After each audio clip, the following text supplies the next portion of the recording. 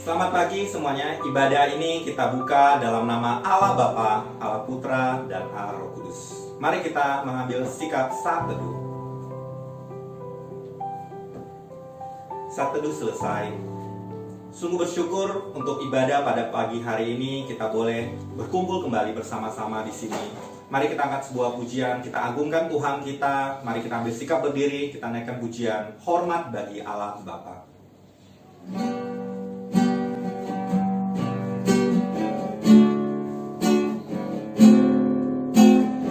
Hormat bagi Allah Bapa, hormat bagi anaknya, hormat bagi Roh Kudus, ketiganya yang esa.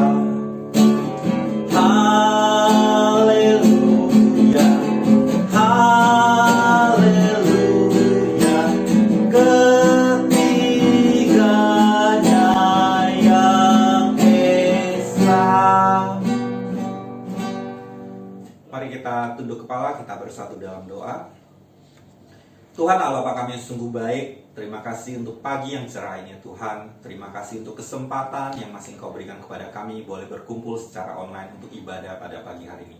Kami ucap syukur untuk segala anugerah-Mu dalam kehidupan kami, untuk setiap napas kehidupan yang masih Engkau percayakan kepada kami ya Tuhan. Terima kasih Tuhan untuk pemeliharaan-Mu yang sungguh indah. Pada pagi hari ini kami bersama, bersehati kami ingin ikuti ibadah pada pagi hari ini Tuhan. Tuhan berkati serangkaian puji-pujian yang kami naikkan untuk Engkau ya Tuhan, kiranya boleh memuliakan nama-Mu. Dan Tuhan berkati juga penginjil Mariawu yang akan menyampaikan firman Tuhan. Kiranya juga Tuhan pakai dengan luar biasa agar boleh memberkati kami dengan renungan firman Tuhan. Terima kasih Tuhan, kami serahkan untuk setiap bagian yang terlibat dalam ibadah ini, pemain musik, editor, kami juga serahkan semua ke dalam tangan Tuhan. Tuhan berkati untuk setiap anak-anak kami juga ya Tuhan yang melihat video ini ya Tuhan. Kiranya Tuhan boleh berkati agar mereka boleh membuka hati pikiran mereka sungguh-sungguh beribadah kepada Engkau. Terima kasih Tuhan, kami serahkan waktu ini ke dalam tangan Tuhan, hanya di dalam nama Tuhan kami Yesus Kristus mengucap syukur dan berdoa. Amin. Mari kita angkat sebuah pujian kembali karena pagi ini yang begitu cerah, Tuhan begitu luar biasa. Kita angkat sebuah pujian, aku mau bersyukur. Mari kita bersyukur untuk segala kebaikan Tuhan dalam kehidupan kita. Saya mengajak kita semuanya membuka suara, kita puji Tuhan kita dengan pujian, aku mau bersyukur. Aku mau bersyukur padamu. Aku mau bermasmur bagimu. Sebab kasih-Mu amat besar dan juga kesetiaan-Mu. Sebab kasih-Mu amat besar dan juga kesetiaan. Mari kita katakan sama-sama, haleluya, haleluya, haleluya, haleluya. Kasih-Mu setinggi langit. Haleluya, haleluya. Kasih-Mu mencapai langit. Mari kita ulangi sekali lagi pujian ini dari awal. Kita sungguh-sungguh kita bersyukur pada Tuhan. Aku mau bersyukur padamu. Aku mau bermasmur bagimu. Sebab kasih-Mu amat besar dan juga kesetiaan-Mu. Sebab kasih-Mu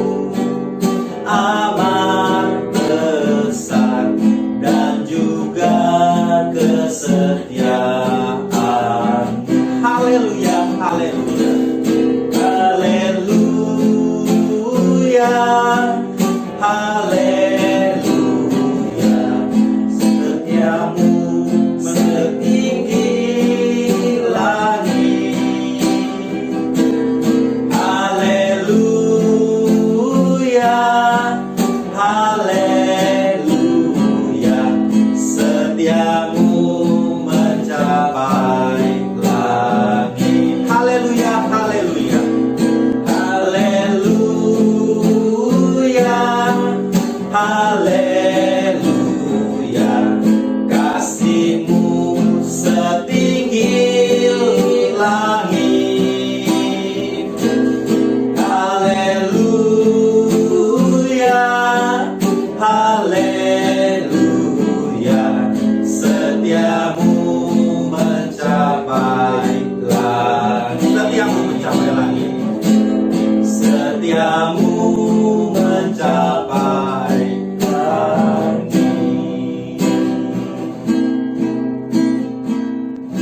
Kasih Tuhan setinggi langit, karena Tuhan begitu baik di dalam kehidupan kita. Mari kita angkat sebuah pujian yang lebih semangat. Mari kita angkat sebuah pujian. Kita katakan, ku kan terbang, karena firman Tuhan itu adalah terang bagi setiap jalan-jalan kita. Karena firman Tuhan itu menaungi hidup kita. Mari kita semua, kita angkat pujian ini sambil bertepuk tangan. Kita angkat sebuah pujian, ku kan terbang. Mari kita tepuk tangan.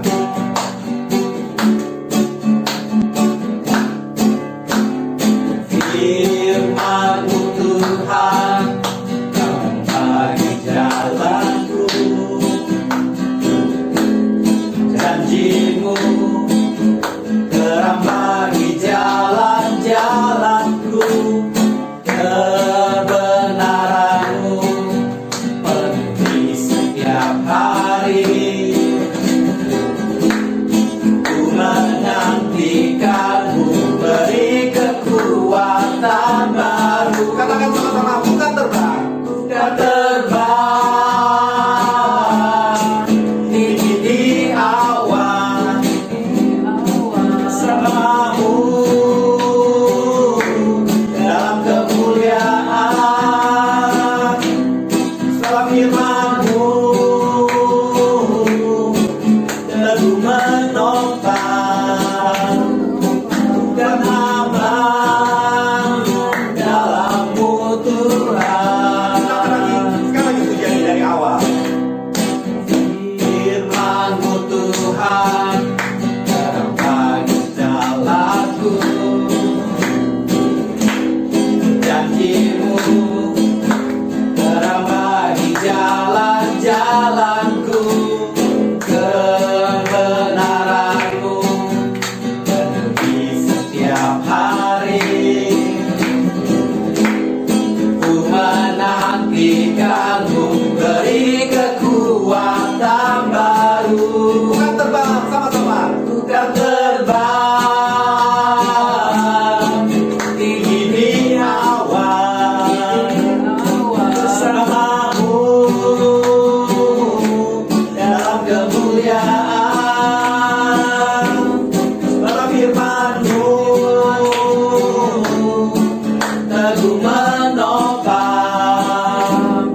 Bukan aman dalam-Mu Tuhan. Sekali, bukan terbang. Bukan terbang tinggi di awan. Bersama-Mu dalam kemuliaan. Dalam firman-Mu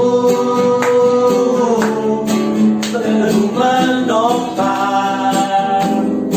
Bukan aman dalam-Mu Tuhan. Bukan aman dalam-Mu Tuhan. Bukan aman dalam-Mu. Sekali lagi, bukan aman dalam-Mu Tuhan. Bukan aman dalam-Mu Tuhan. Karena firman Tuhan, kita aman dalam Tuhan. Selanjutnya kita akan mendengarkan firman Tuhan yang pada pagi hari ini akan disampaikan oleh hambanya Evangelis Maria Wu. Mari kita sambut, kita persiapkan hati kita angkat sebuah pujian, Ku Tak Akan Menyerah. Apapun yang terjadi dalam kehidupan kita, memang banyak sekali perkara yang mungkin kita tidak bisa mengerti. Tapi satu hal yang kita bisa percaya, ada perlindungan, ada rencana Tuhan yang indah dalam kehidupan kita. Mari kita angkat pujian, Ku Tak Akan Menyerah.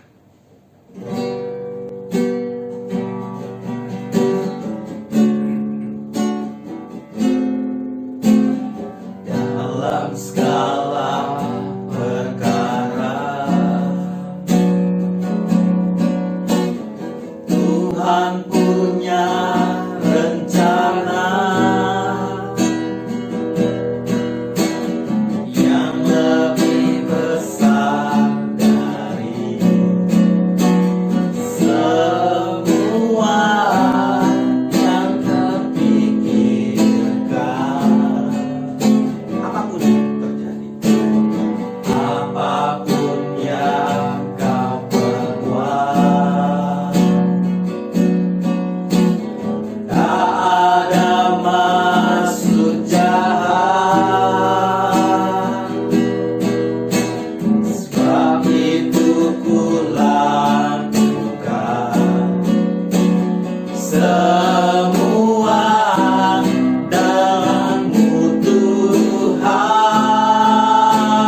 Ku tak akan menyerah, tak akan menyerah pada apapun juga. Sebelum ku coba semua yang ku bisa, tetapi ku berserah kepada kehendak-Mu. Hatiku percaya Tuhan punya rencana. Mari kita ulangi lagi sekali pujian ini. Kita hayati setiap bait yang ada. Dalam segala perkara Tuhan punya rencana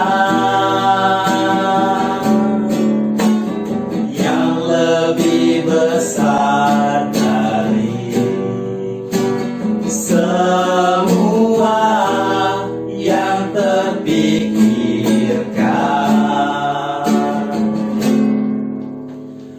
Apapun yang kau perbuat, tak ada maksud jahat. Sebab itu ku lakukan semua denganmu Tuhan. Mari kita katakan sama-sama, ku tak akan menyerah, akan menyerah pada apapun juga. Sebelum ku coba semua yang ku bisa, tetapi ku berserah kepada kehendak-Mu. Hatiku percaya Tuhan punya rencana. Ku tak akan menyerah, ku tak akan menyerah pada apapun juga. Sebelum ku coba semua yang ku bisa, tetapi ku berserah kepada kehendak-Mu. Hatiku percaya Tuhan punya rencana. Hatiku percaya, hatiku percaya Tuhan punya rencana. Untuk selanjutnya kita akan mendengarkan firman Tuhan. Mari kita siapkan hati kita. Salam sejahtera siswa-siswi SKI. Apa kabar semuanya? Hari ini kita akan bersama-sama untuk mengapresiasi kepada guru-guru.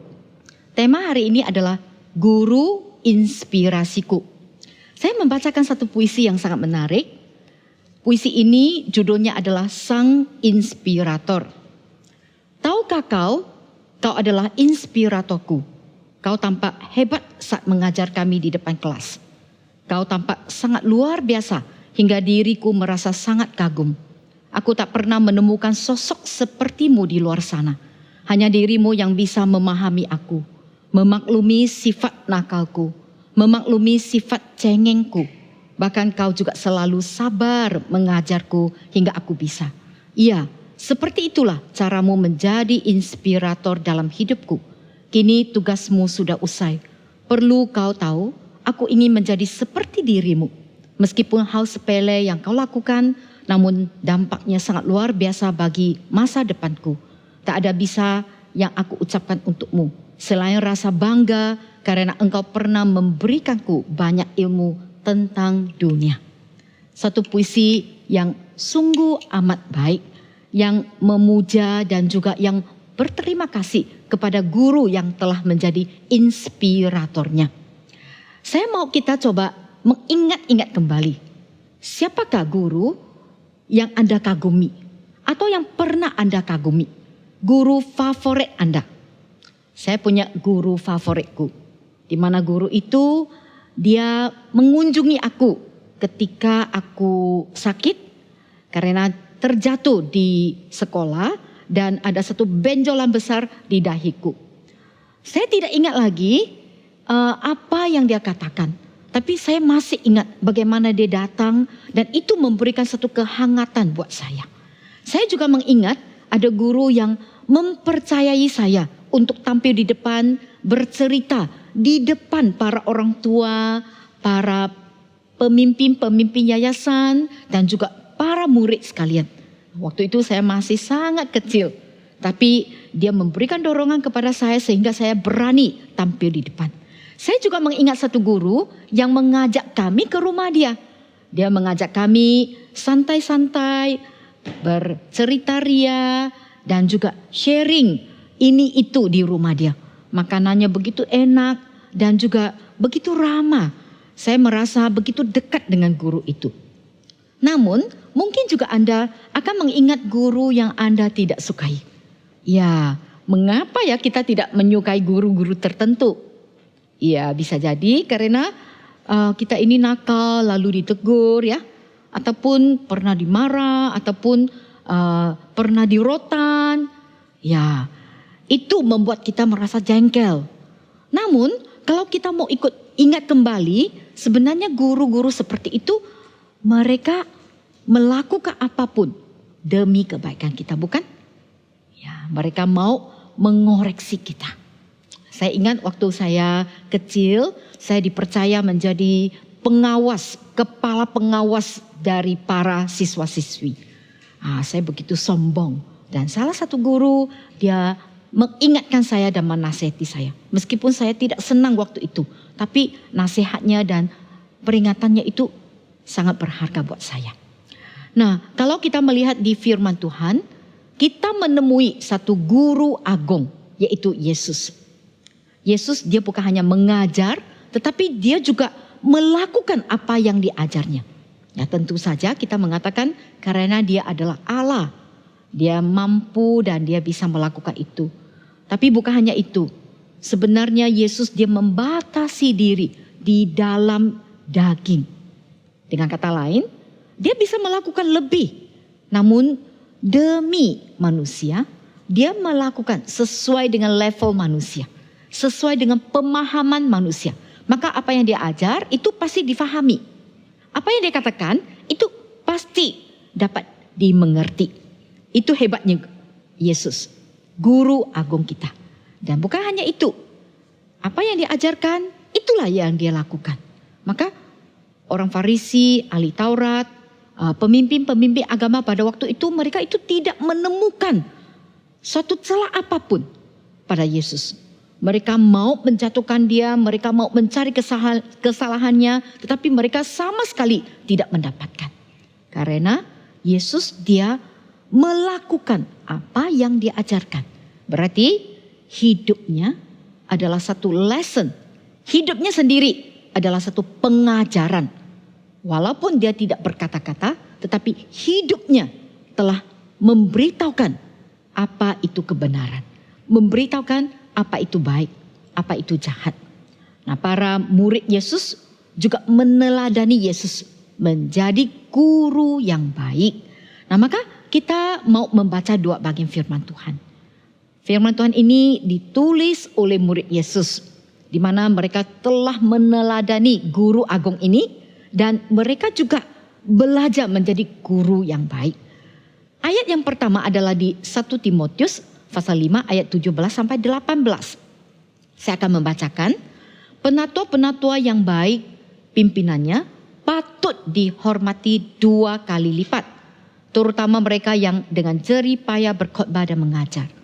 Bukankah kitab suci berkata, janganlah engkau memberangus mulut lembu yang sedang mengirik. Dan lagi, seorang pekerja patut mendapat upahnya. Ayat yang kedua adalah di 1 Tesalonika pasal 5 ayat 12 sampai 13. Kami minta kepadamu, saudara-saudara, supaya kamu menghormati mereka yang bekerja keras di antara kamu, yang memimpin kamu dalam Tuhan dan yang menegur kamu, dan supaya kamu sungguh-sungguh menjunjung mereka dalam kasih karena pekerjaan mereka.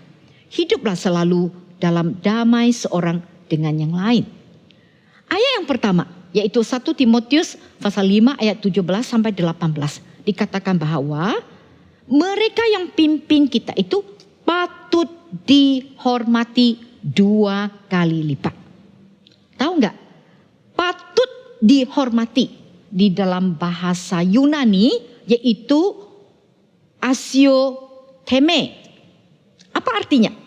Artinya adalah berilah hormat kepada mereka, hargai mereka, bahkan mungkin ya berikanlah upah kepada mereka karena mereka pantas mendapatkan. Itulah upah dari pimpinan mereka. Nah, kita patut menghargai mereka yang berkhotbah dan mengajar. Dan dikatakan oleh Paulus bahwa seperti lembu yang kerja. Mereka itu harus makan kan? Sambil kerja, sambil makan. Maka seorang pekerja patut mendapatkan upah. Siapa yang memberi upah kepada orang yang berkhotbah dan mengajar? Yaitu orang yang diajar. Nah, firman Tuhan mengingatkan kita. Pertama, yaitu patut menghormati mereka yang mengajar kita. Menghormati dalam keadaan ataupun bagaimana. Yaitu ya kita sopan terhadap mereka. Kita bersikap rendah hati mau belajar. Kita membagikan apa yang kita miliki. Bahkan mungkin a small gift. Tapi itu mungkin menjadi satu encouragement buat mereka. Kita mendengarkan apa yang mereka katakan dan kita melakukan segala nasihatnya. Itu yang pertama. Dan yang kedua yaitu di 1 Tesalonika pasal 5 ayat 12 ayat 13. Dikatakan bahwa kita harus menghormati mereka yang bekerja keras di tengah kita. Mereka yang memimpin kita. Mereka yang menegur kita. Kita harus menjunjung mereka di dalam kasih. Apa arti menghormati di sini? Dalam bahasa asli adalah edo. Edo itu artinya adalah mengenali. Adalah memperhatikan. Melihat mereka. Memahami mereka. Bahkan mungkin berharap kepada mereka. Artinya kita perlu mengenali, memahami guru yang mengajar kita. Wah, itu sesuatu yang agak unik ya, agak baru bagi kita ya. Mengapa kita mengenali mereka? Mengenali dalam arti kita menyimak, mendengarkan, memperhatikan bagaimana mereka mengajar. Bagaimana mereka menjalani hidup ini. Bagaimana mereka bertutur kata, bertindak, bersikap, bekerja, mengambil keputusan, bergaul, berkomunikasi, kerjasama dan sebagainya. Untuk apa kita mengenali mereka, memahami mereka? Untuk mengasihi mereka. Wah, pengajaran firman Tuhan sungguh luar biasa. Berarti hal yang kedua, kita perlu memahami guru kita. Mengenali mereka bukan hanya menyimak apa yang kita lihat dari mereka, tetapi untuk mengasihi mereka. Itu adalah nasihat firman Tuhan. Saya mau menceritakan tentang satu kisah. Nah, kisah ini saya sangat senangi. Setiap kalau ada kesempatan menceritakan tentang guru itu, saya pasti ceritakan tentang kisah ini. Kisah ini tentang seorang anak yang bernama Teddy Stedler. Ketika Teddy itu di kelas 5, dia menemui seorang guru yaitu Miss Thompson. Miss Thompson waktu pertama kali masuk ke kelas, dia berkata begini, "Anak-anak, saya akan mengasihi kalian semua dengan adil. Sama. Siapapun, saya akan mengasihi dengan sepenuh hati." Namun, lama-kelamaan Miss Thompson menemui ada seorang anak yang bernama Teddy itu yang luar biasa. Ya, luar biasa bukan karena dia pinternya luar biasa atau manisnya luar biasa, tetapi luar biasa karena anak ini sangat diam dan cemburut dan tidak terlalu responsif di dalam kelas. Dengan kata lain, dia itu tidak terlalu fokus di dalam pelajarannya. Dia itu tidak terlalu bergaul dengan teman-teman, dia itu menyendiri, dan dia itu begitu sembraut. Ya, bajunya ya, kelihatan tidak rapi, ya, apalagi sikapnya, apalagi badannya, sepertinya tidak mandi, ya, agak bau. Dan Miss Thompson mengatakan anak ini kurang menyenangkan. Dia mulai tidak terlalu menyukai anak ini. Maka setiap kali ketika dia mengoreksi PR dari Teddy, pasti banyak silang. Dan pasti banyak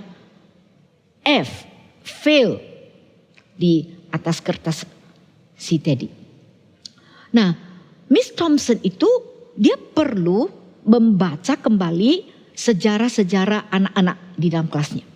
Maka dia menaruh segala laporan tentang Teddy di paling ujung. Dia membaca yang lain dulu, baru yang terakhir dia baru baca yang punya Teddy. Nah, ketika dia membaca punya Teddy, dia menemui sesuatu yang agak menyedihkan. Apa yang dia baca adalah tentang Teddy di masa lalu. Nah, waktu Teddy di kelas 1, gurunya tulis begini, anak ini adalah anak yang ceria. Dia itu sering tertawa.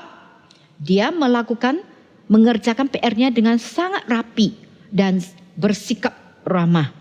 Dan dia itu enjoy aja di lingkungannya. Namun di kelas 2, gurunya berkata begini, Teddy ini memang anak yang excellent. Dia itu boleh dikatakan disukai oleh teman-temannya. Namun dia punya satu masalah. Karena mamanya yang sudah sakit terminal, maka dia mulai bergumul tentang hal itu. Waktu di kelas 3, gurunya menuliskan begini.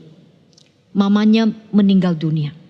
Dan itu adalah pergumulan dan pukulan yang besar buat dia. Dia berusaha untuk melakukan yang terbaik. Tetapi kelihatan papanya tidak terlalu ambil hati dan tidak terlalu peduli akan dia. Sehingga kehidupan di dalam rumah tangganya sangat mempengaruhi dia di dalam sekolahnya. Dan waktu kelas 4, gurunya menuliskan, Teddy itu menarik diri dari teman-temannya. Dia tidak terlalu peduli tentang studinya. Dan dia tidak terlalu mau bermain dengan teman-teman. Dan bahkan ada kalanya dia tidur-tiduran di dalam kelas. Miss Thompson mulai memahami apa yang terjadi kepada Teddy. Dan dia juga mulai merasa guilty feeling. Merasa malu kenapa dia tidak terlalu peduli kepada Teddy. Karena dia merasa Teddy itu sangat tidak nyaman dan juga tidak membawakan kebaikan di dalam kelasnya. Dan dia mulai mengenali anak ini pada waktu Natal. Ketika anak-anak semua membawakan kado yang dibungkus begitu rapi, cantik kepada gurunya, kepada Miss Thompson, Teddy juga membawa satu kado. Tapi dia membungkus kado itu dengan kertas bekas. Yaitu kertas bekas yang dia dapat ketika dia shopping. Dan bungkusannya begitu kacau, begitu kikuk, tidak rapi. Dan begitu susah membuka bungkusan kado itu. Ketika Miss Thompson buka dan dia menemui ada 2 barang di dalamnya. Satu adalah gelang, tapi gelang ini kehilangan beberapa mutiara buatan. Dan satu adalah satu botol parfum, tetapi parfum itu hanya tinggal 1/4 botol saja. Ketika teman-teman melihat kado yang diberikan dari Teddy kepada Miss Thompson, mereka itu semua ketawa. Tapi Miss Thompson menenangkan anak-anak di dalam kelas dan dia mulai memasang gelang itu di pergelangan tangannya. Dan dia juga menyemprotkan sedikit dari parfum itu di pergelangan tangannya. Dan setelah itu Teddy datangi dia dan berkata begini, Miss Thompson, hari ini Miss Thompson punya aroma mamaku. Setelah Teddy pulang, Miss Thompson menangis selama 1 jam. Dia tidak tahan dengan apa yang dikatakan Teddy kepadanya. Dia mengetahui bahwa dia perlu memberikan perhatian yang lebih kepada Teddy. Karena Teddy kehilangan mama yang sangat mencintainya. Dan mulai hari itu, dia bukan hanya mengajar anak-anak bagaimana untuk membaca, menulis, menghitung, tetapi dia mengajar lebih dari itu. Dia juga memberikan waktu yang lebih kepada Teddy. Dan Teddy mulai kembali semangat untuk belajar. Responsif di dalam studinya. Dan dia terus mendorong Teddy untuk belajar lebih dan lebih. Dan dia mendapati Teddy mulai meresponi dengan baik. Dan pada akhir tahun itu, Teddy telah menjadi salah satu anak yang paling cerdas di dalam kelasnya.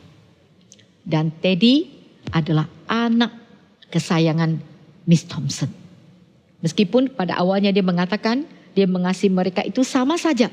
Tetapi akhirnya dia menemui dirinya itu begitu mengasihi Teddy. Dan 1 tahun kemudian dia mendapati satu nota kecil di bawah pintunya. Pintu kantornya. Di dalam nota kecil itu Teddy menuliskan, Anda adalah guru yang terbaik sepanjang umur hidupku. 6 tahun kemudian dia mendapatkan satu nota lagi dari Teddy. Nota ini mengatakan bahwa Teddy telah tamat SMA kelas 3. Dan dia berkata, Miss Thompson tetap adalah guru yang terbaik di dalam hidupnya. Dan 4 tahun kemudian dia mendapatkan surat dari Teddy. Teddy menceritakan bahwa dia sekarang tinggal di kampus dan dia segera akan wisuda dengan penghargaan tertinggi di kampusnya. Dan dia berkata bahwa Miss Thompson tetap adalah guru yang terbaik, guru favoritnya sepanjang umurnya. Dan 4 tahun kemudian dia mendapatkan satu surat lagi dari Teddy. Dan waktu itu Teddy telah mendapatkan S1. Dia telah menjadi seorang dokter. Dan dia berkata bahwa Miss Thompson tetap menjadi guru favoritnya dan guru terbaik di dalam hidupnya. Dan di ujung surat itu tanda tangannya adalah Theodore F. Starrett, MD, seorang dokter. Dan pada musim semi tahun itu, Teddy dia mengatakan dia mau menikah dengan seorang gadis yang dia cintai. Dan dia berkata bahwa papanya telah meninggal dunia beberapa tahun yang lalu. Sehingga dia mengundang Miss Thompson hadir di upacara pernikahannya dan duduk di tempat yang seharusnya buat mamanya. Tentu saja Miss Thompson memenuhi undangan itu. Dan pada hari itu, pada hari pernikahan Teddy, Miss Thompson hadir. Bukan hanya hadir, dia hadir dengan memakai gelang yang diberikan oleh Teddy kepadanya. Dan dia juga memercikkan sedikit parfum yang diberikan Teddy kepadanya. Dan di dalam upacara itu, Teddy memeluk Miss Thompson dan dia berbisik di telinga Miss Thompson dengan berkata begini, "Thank you for believing in me. Thank you so much for making me feel important and showing me that I could make a difference." Dan Miss Thompson dia berbalik berbisik kepada Teddy mengatakan begini, "Teddy, you have it all wrong. You were the one who taught me that I could make a difference. I didn't know how to teach until I met you." Satu cerita yang sangat mengharukan, bukan? Nah, kita tahu Teddy sangat menghargai dan menghormati. Bahkan dia menunjukkan apresiasinya kepada Miss Thompson. Ketika dia berhasil, sebenarnya bukan hanya dia berhasil, Miss Thompson juga berhasil. Both of them. He is successful and he will be the successor. She was successful to bring him up. She was successful to make him a successor. Both being respect and honor. Mari kita mengikuti apa nasihat firman Tuhan. Menghormati guru 2 kali lipat. Menghormati dengan memahami, dengan mengenali, dengan menceritakan tentang kebaikan, tentang segala jasa mereka. Dan dengan mengasihi mereka dengan sepenuh hati. Mari anak-anak, mari kita bersama-sama untuk memberikan apresiasi kepada guru. Anda dapat berkatakan terima kasih, bahkan mungkin merangkul, memberikan satu pelukan yang hangat, bahkan memberikan a small gift to encourage. Lakukan apa yang bisa Anda lakukan untuk memberikan apresiasi. Mari kita berdoa. Tuhan, kami bersyukur untuk guru-guru di dalam hidup kami. Kami mau menghargai mereka dan tolong kami tahu bagaimana untuk menghargai mereka. Kami juga mau meneladani mereka. Sehingga ketika orang melihat kami, orang juga melihat mereka. Ketika orang memuji kami, orang juga memuji mereka. Berkati guru-guru kami Tuhan. Dalam nama Tuhan Yesus kami berdoa. Amin.